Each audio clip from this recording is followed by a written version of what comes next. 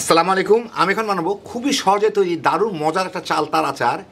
এটা হচ্ছে সাধারণত হকার মামারা যেগুলো বিক্রি করে, বিশেষ করে স্কুলের সামনে। এটা তৈরি করা কিন্তু খুবই সোজা, খাইতে অসাধারণ। তো আসেন দেখি শুরু করা যাক।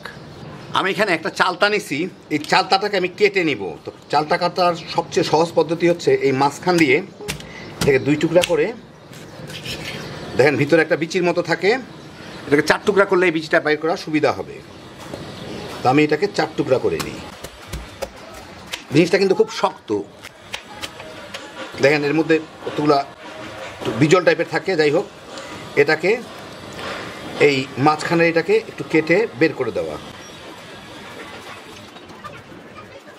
এই যে বের করে ফেলে দিয়ে তারপর ভিতরে কিছু এরকম জিনিসপত্র থাকে, সেগুলোকে পরিষ্কার করে নেওয়া। ধুলে পরে চলে যাবে, কিন্তু আপাতত আপনাদের দেখাচ্ছি আমি।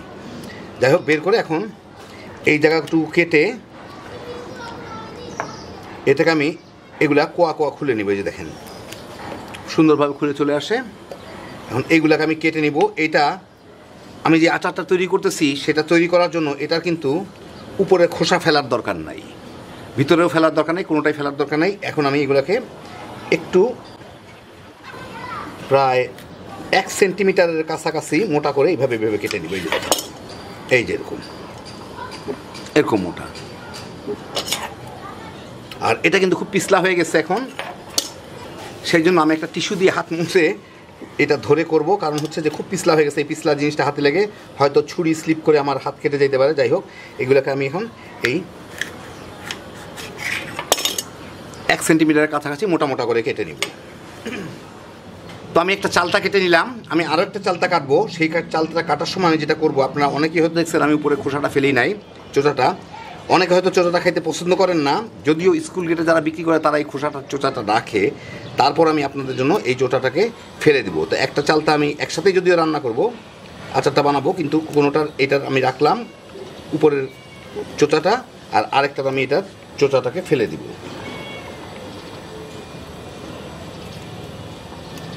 খুব সহজে এটাকে কেটে ফেলা দেওয়া যায়। এই আর এগুলার চোচা সহ। এটা সাধারণত হকার মামারা যেগুলো বিক্রি করে এইভাবে বিক্রি করে, ওদের এত টাইম নেই এটা করার জন্য। তো আপনারা কেউ যদি চান খুব ভালো মতো করতে, তাহলে এর উপরে চোচাটা ফেলে দিতে পারেন। তো আমি একটা চালতা এইভাবে করলাম, আরেকটা চালতায় চোচা কেটে নিব, ফেলে দিব। চালতাগুলোকে আমি 2-3 বার পানি দিয়ে ভালো মতো ধুয়ে নিলাম। এখন একটা কড়াইয়ে কিছু পানি দিয়ে তার মধ্যে একটু লবণ দিয়ে এই চালতাগুলোকে আমি জাল দিয়ে সিদ্ধ করে নিব। কেউ চাইলে হলুদ দিতে পারেন, নাও দিতে পারেন। আমি হলুদ দিলাম না। আমি চুলার জালটা জ্বালাই, এটাকে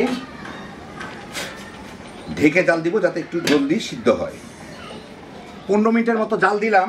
চালতাগুলা কিন্তু সিদ্ধ হয়ে গেছে, মানে ফুল ফ্লেমে না, আমি ফুল ফ্লেমের পরে এটা মাঝারি আর লোয়ের মাঝামাঝি রাখছিলাম যাতে কেবল ফুটতে পারে। যাই হোক, চালতা সিদ্ধ হয়ে যাওয়ার পর আমি চুলাটা বন্ধ করে দিব। এখন আমি এইবার পানি ফেলে দিব।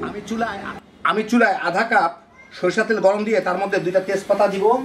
দিয়ে এর মধ্যে আমি প্রায় 2 চা চামচের মতো 5 ফোড়নের গুঁড়া দিব। এটা 5 ফোড়ন গুঁড়া করা।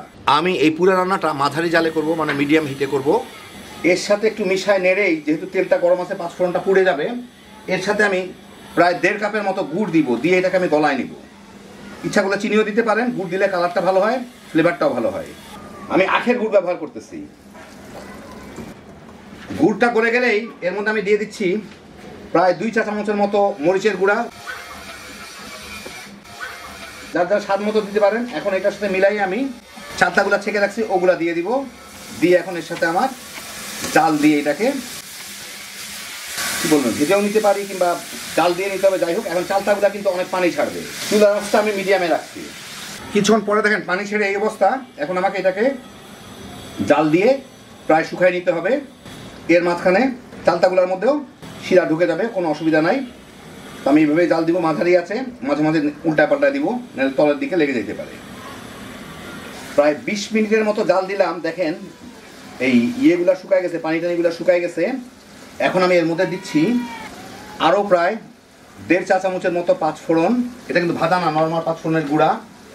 একটু ক্রাশ পেপার, ভাঙ্গা মরিচ, যার যা খুশি মতো দিতে পারেন। 1 টেবিল চামচ ভিনেগার, এটা সংরক্ষণের জন্য, কেউ যদি রাখতে চান দিবেন, না রাখতে চাইলে না দিলেও হবে। আর আধা চা চামচের মতো বিট লবণ। এটা ফ্লেভারটাও বাড়ায়, খাইতেও মজা লাগে। এইগুলো এর সাথে মিশায় আরও 3-4 মিনিট ভেজে নিব। তাহলে 5 ফোড়নের ফ্লেভারটাও চলে আসবে, ভিনেগারটাও ভালো মতো মিশে যাবে, এটা টেস্টও বেড়ে যাবে। আরও প্রায় 5 মিনিটের মতো জাল দিলাম, শুকনা শুকনা হয়ে গেছে। এই যে দেখেন কোনো ঝোলটোল নাই। আমি এটা বন্ধ করে দেবো, এটা গায়ে গায়ে লেগে থাকবে। এখন মামারা কিন্তু এর মধ্যে রং ব্যবহার করে, আপনারা তাদের আচার খাইলে দেখবেন হাতের মধ্যে একটু লাল লাল হয়ে আছে।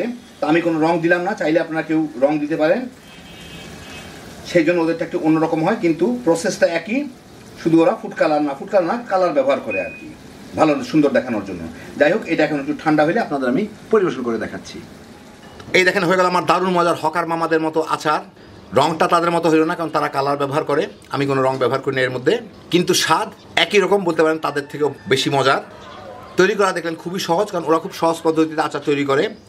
যারা পুরোনো দিনের স্কুলের সামনে আচারের স্বাদ ফিরে পাইতে চান, একবারে ভেবে বানায় দেখেন, বাচ্চা বড় সবাই মিলে তামা তামা করে খেয়ে ফেলাইতে পারবেন। আর আমি এতে ভিনেগার দিলাম দেখে অনেক দিন রেখেই খাইতে পারবেন। হ্যাপি জোশের একটা আইটেম। আল্লাহ আপনাদের সবাইকে ভালো রাখুন, সুস্থ রাখুন, নিরাপদে রাখুন। ইনশাল্লাহ বেঁচে থাকলে আবার দেখা হবে। আল্লাহ হাফেজ।